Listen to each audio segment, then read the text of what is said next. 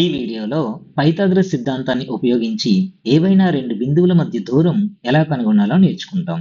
దీనిని ఇంగ్లీష్లో finding distance with Pythagorean theorem అని అంటారు. ఒక ఉదాహరణ చూడండి.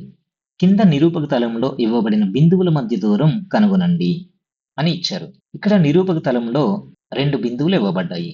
ఈ రెండు బిందువుల మధ్య దూరం కనుగొనాలంటే ముందుగా వీటిని ఉపయోగించి ఒక లంబకోణ త్రిభుజం గీయాలి. ఇక్కడ చూడండి, ఇది ఒక భుజం అవుతుంది. అలాగే ఈ రేఖ ఇంకో భుజం అవుతుంది. ఈ రెండు బిందువులను కలిపే రేఖ కర్ణం అవుతుంది.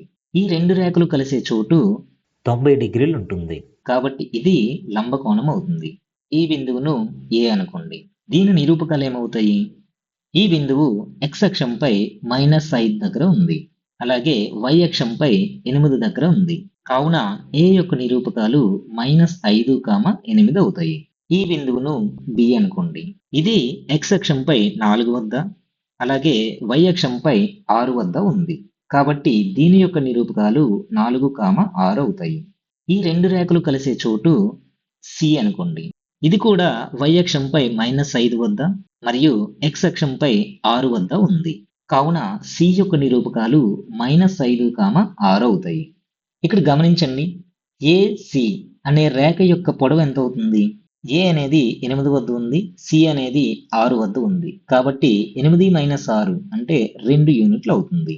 అంటే AC రేఖ యొక్క పొడవు 2 యూనిట్లు అవుతుంది. అలాగే BC రేఖ యొక్క పొడవు 9 యూనిట్లు అవుతుంది. y అక్షానికి కుడివైపు 4 యూనిట్లు, అలాగే ఎడమవైపు 5 యూనిట్లు, మొత్తం 9 యూనిట్లు అవుతుంది. కావాలంటే ఒకసారి లెక్కపెట్టి చూడండి. ఇప్పుడు మనం AB రేఖ యొక్క పొడవు కనుగొనాలి. దానిని x అనుకుందాం. ఇక్కడ ట్రయాంగిల్ ABC అనేది లంబకోణ త్రిభుజం కాబట్టి మనం పైథాగరస్ సిద్ధాంతాన్ని ఉపయోగించవచ్చు. పైథాగరస్ సిద్ధాంతం ప్రకారం కర్ణము స్క్వేర్ ఈక్వల్ టు భుజము స్క్వేర్ ప్లస్ భుజము స్క్వేర్ అవుతుంది. ఇక్కడ కర్ణం అంటే AB, అలాగే భుజం అంటే AC మరియు BC, ఇవి రెండు భుజములు అవుతాయి. కావున AC square plus BC square equal to AB square అవుతుంది. ఇక్కడ మనకు AC మరియు BC ఈ రెండింటి యొక్క విలువలు తెలుసు. వాటిని ఇక్కడ ప్రతిక్షేపించండి. AC అంటే 2 ప్లస్ BC అంటే 9 ఈక్వల్ టు AB అంటే x అని అనుకున్నాం. కాబట్టి 2 square plus 9 square equal to x square అయ్యింది. 2 స్క్వేర్ అంటే 4 ప్లస్ 9 స్క్వేర్ అంటే 81 ఈక్వల్ టు x స్క్వేర్ అవుతుంది. దీని నుండి x స్క్వేర్ ఈక్వల్ టు 85 అవుతుంది.